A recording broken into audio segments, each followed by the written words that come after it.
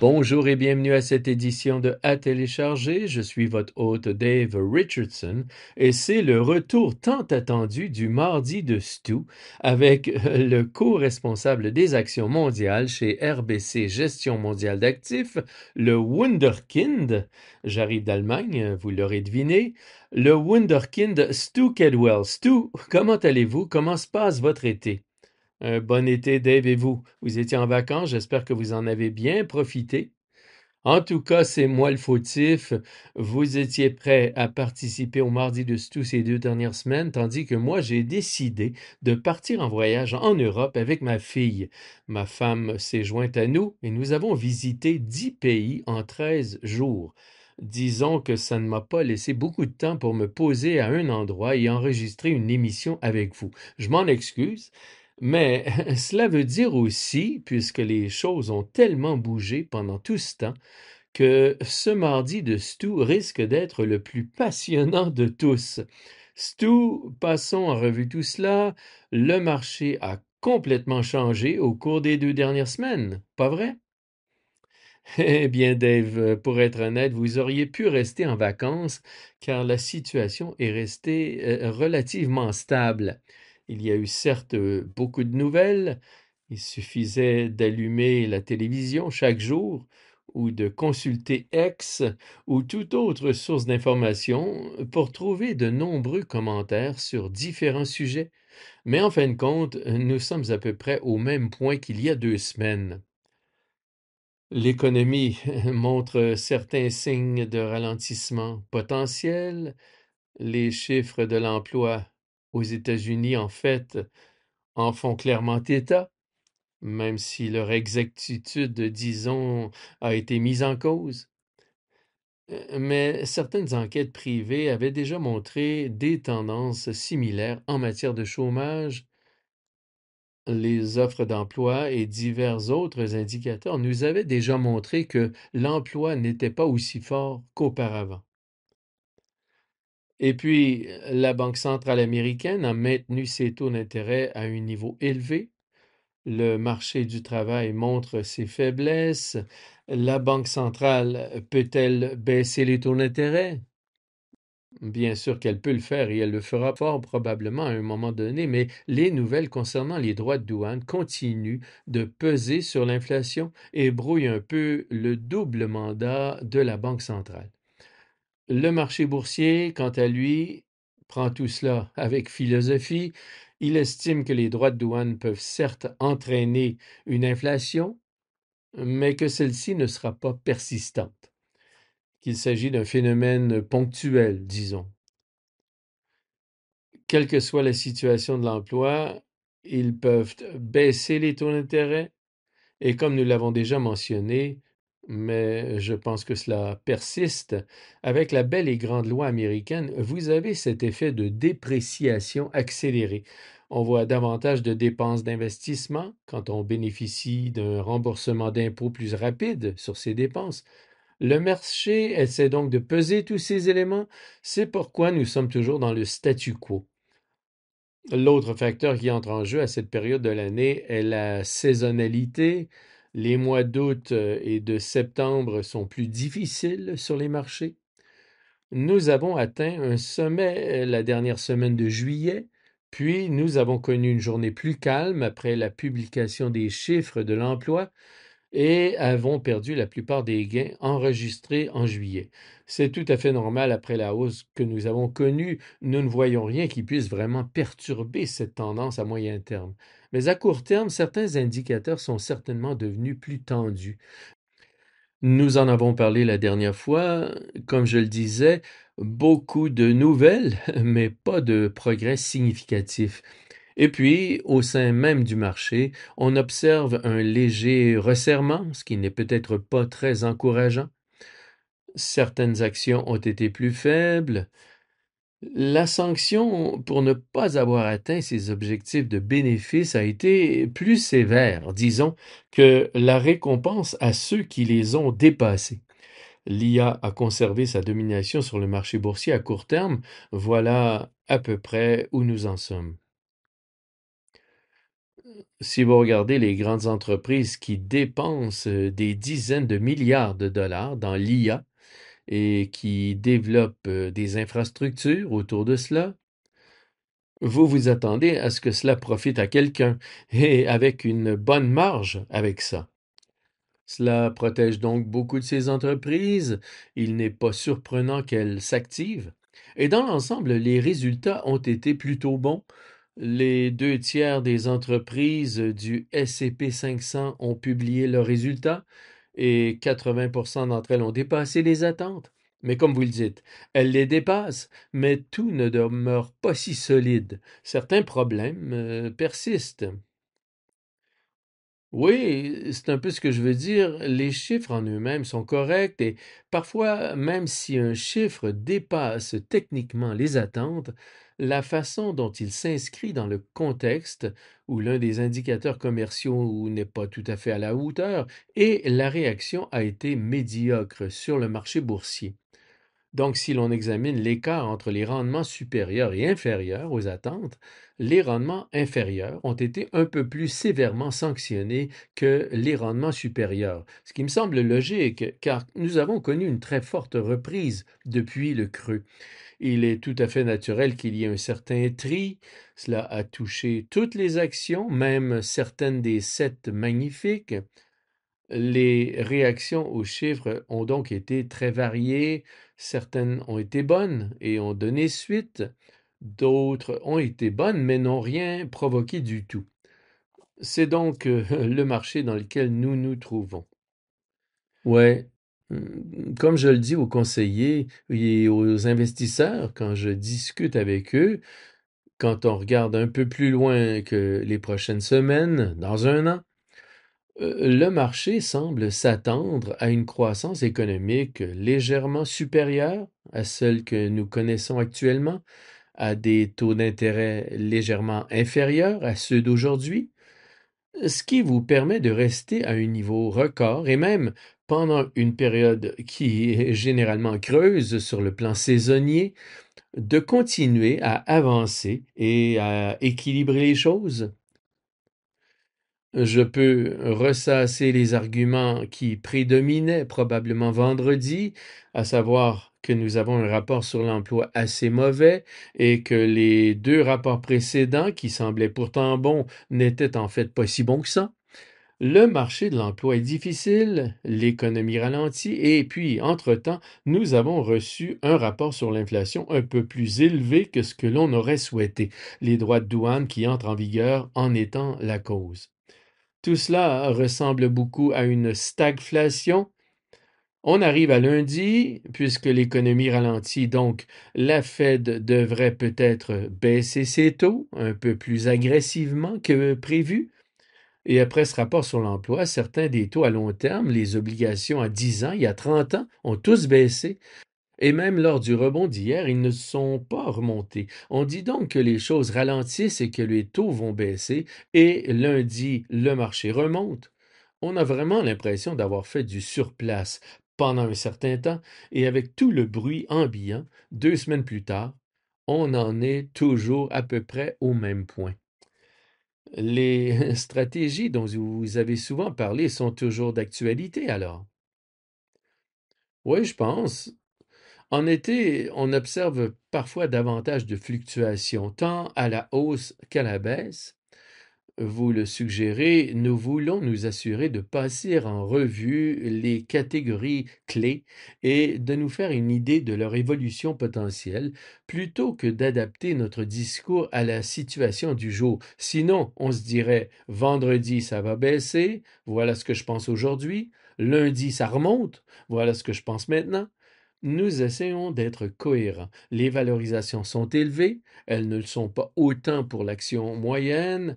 La courbe des taux, comme vous le soulignez, même si nous avons constaté quelques fluctuations, reste assez positive. Cela devrait profiter aux valeurs financières à terme. Sans parler des avantages liés à la dépréciation, tout ce qui touche à l'intelligence artificielle et à la demande en énergie est plutôt favorable aux valeurs industrielles et aux services publics. Cette tendance pourrait se poursuivre. Dans le secteur technologique, l'intelligence artificielle a évidemment joué un rôle moteur.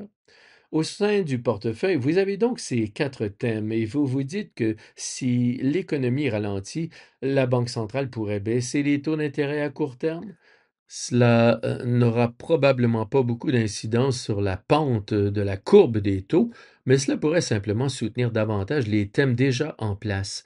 Parallèlement, certains secteurs du marché ont connu des difficultés supplémentaires, comme les soins de santé ou les biens de consommation courante, entre autres. Les soins de santé sont toujours confrontés à la question du prix des médicaments. La COVID avait eu un impact considérable sur les soins de santé. On pourrait parler du système de santé américain jusqu'à demain matin si on le voulait. Le fonctionnement de Medicare, le nombre d'abonnés, son utilisation par les bénéficiaires et la question de l'assurance sont autant de questions qui ont été soulevées. Le montant des droits de douane selon l'endroit où sont fabriqués ces produits. Le secteur de la santé a donc connu plus de difficultés. Les consommateurs à faible revenu ont également un peu plus de mal car ils ne bénéficient pas de la même croissance des revenus que les consommateurs à revenus élevés. Dans le secteur des biens de consommation courante, on observe une augmentation des marques de distributeurs. Ces secteurs connaissent donc certaines difficultés. La baisse des taux d'intérêt pourrait les aider un peu du point de vue de la valorisation, sans pourtant inverser la tendance. Il s'agit d'un environnement de marché où les thèses actuelles devraient persister, même avec une certaine volatilité pendant cette période saisonnière plus difficile. Vous m'avez parlé de votre portefeuille et de ce que vous et vos collègues faites. C'est une période plutôt calme dans l'ensemble, mais même dans ce contexte, vous êtes plutôt satisfait de votre positionnement. Vous êtes peut-être un peu moins actif que d'habitude, car les choses avancent tranquillement, et vous êtes plutôt satisfait de votre positionnement. Oui, votre tableau de bord vous renvoie les signaux pour vous dire d'aller revoir chaque cas de figure. C'est ce que nous faisons. Normalement, les mouvements importants dans le portefeuille concernent des secteurs ou des thèmes précis, des noms, etc. Et nous n'avons pas vraiment vu beaucoup de cela. Tous les thèmes sont bien en place, mais le domaine du portefeuille qui va nécessiter un travail constant est celui de l'IA à mesure qu'elle se développe. Il y aura des bénéficiaires, il y aura les fournisseurs, il y aura des prestataires de services. Je vous donne un exemple. Pensez aux entreprises de conseil.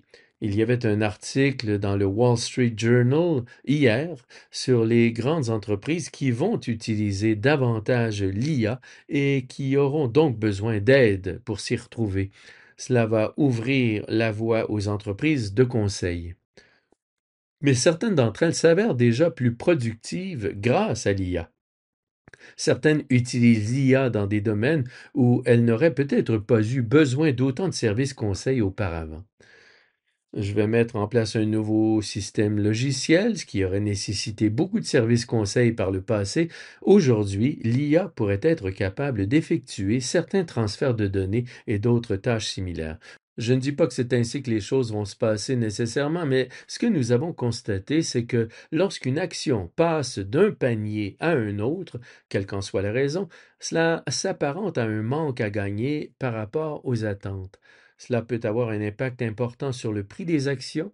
Nous voulons donc constamment passer en revue le portefeuille et nous demander si les fondements de cette entreprise sont corrects. Et devons-nous les réévaluer? Ouais, moins de transactions peut-être, moins de prises et de sorties de position, mais autant de travail pour vous assurer que ce que vous possédez va fonctionner dans le nouvel ordre mondial au cours des 10 prochaines années. Oui, tout à fait. Et vous connaissez ma prédilection pour les dividendes. En ce qui concerne les banques, nous les voyons clairement comme des bénéficiaires de l'IA. Pour ce qui concerne les structures de coûts, elles vont gagner en efficacité au fil du temps. Les services publics, la demande de croissance en énergie, le développement des infrastructures, tout cela ne sera pas remplacé par l'IA. C'est dans les secteurs des services que nous devons réfléchir aux ramifications. On le voit déjà, des entreprises pourtant bien établies, des entreprises de communication graphique par exemple. Un compétiteur arrive et commence à faire la même chose que vous, cela n'a pas d'impact significatif sur les flux de trésorerie dès le départ, mais ça modifie les critères d'évaluation, car le marché boursier doit se dire qu'il y a plus de risques pour cette entreprise qu'il ne le pensait. Nous devons donc être très vigilants quant à l'évolution de la valorisation dans certains autres segments du marché. Oui, bien, notre productrice Nancy vient justement d'enrichir ma vie.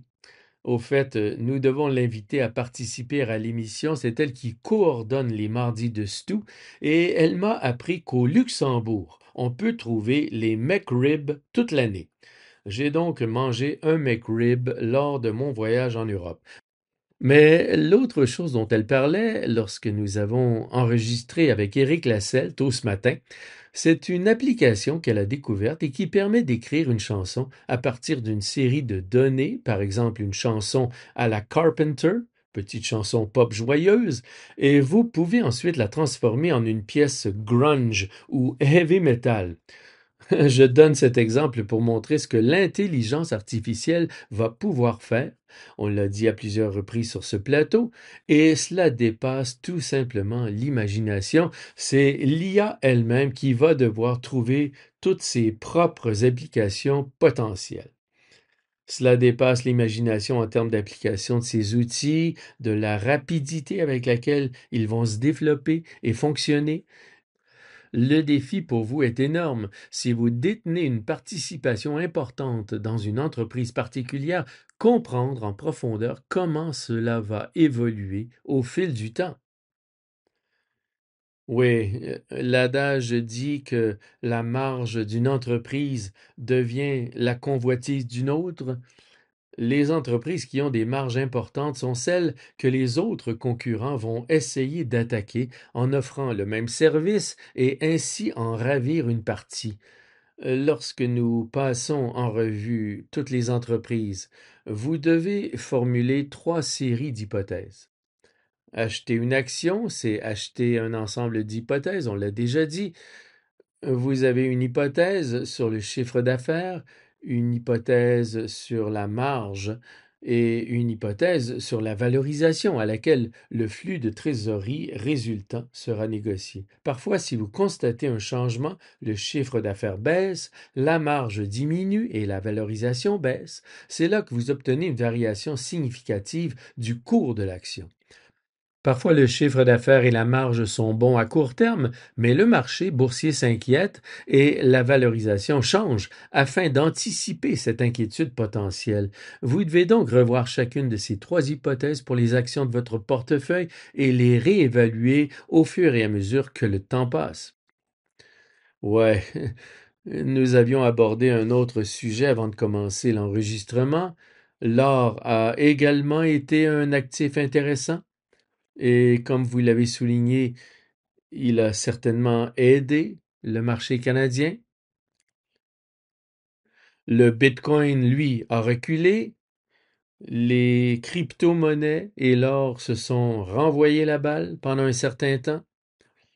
Et quand ces actifs bougent, cela nous en dit long sur ce qui se passe sur le marché obligataire, sur l'inflation, sur les taux d'intérêt, sur la croissance. Et ce message est intéressant, non? Oui, il reflète certaines inquiétudes. On en revient à tout ce qui n'a pas changé. Les inquiétudes concernant le niveau des déficits publics dans le monde, la baisse des taux d'intérêt à court terme en réponse au ralentissement de l'économie.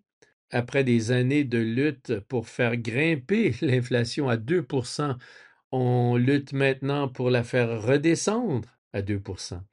Tous ces éléments sont favorables aux actifs les plus résistants.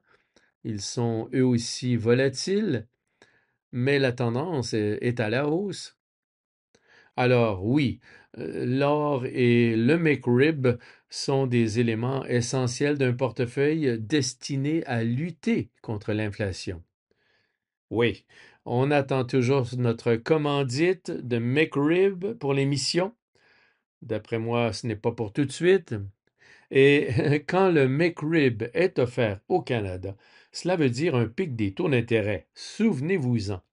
Chers auditeurs, c'est l'un des meilleurs conseils que vous aurez de moi à cette émission. Les meilleures informations proviennent du stupéfiant Stu Kedwell au mardi de Stu. Stu, merci de vous être joint à nous. Nous reprenons donc notre rendez-vous hebdomadaire des mardis de Stu. Super. Merci beaucoup, Dave. Cet enregistrement a été fourni par RBC Gestion mondiale d'actifs Inc. à des fins d'information seulement et ne constitue pas un conseil de placement ou un conseil financier. Vous devriez consulter vos propres conseillers juridiques, comptables, fiscaux, en placement ou en planification financière avant d'effectuer toute opération.